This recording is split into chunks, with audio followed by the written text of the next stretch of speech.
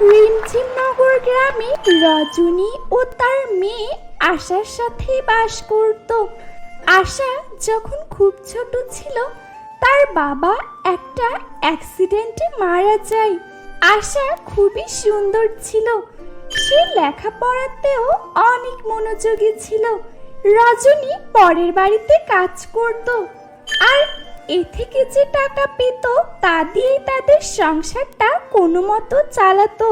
আর আশার পড়াশোনা ভালোভাবে করত, সে সবসময় গরিব দুঃখীদের সাহায্য করত আর পড়াশোনাতে সবসময় প্রথম হতো। রজনী আশাকে স্কুলে বের করে দিয়ে কাজে বের হয়ে যেত।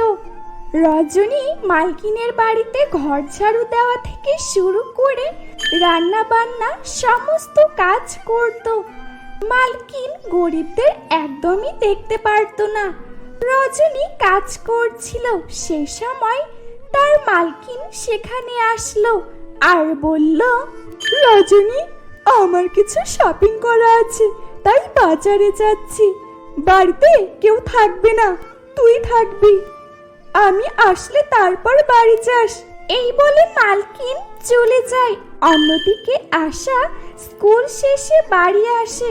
তারপরে তার মাকে বলল, মা, আমি খুব ক্লান্ত, আমাকে খেতে দাও না।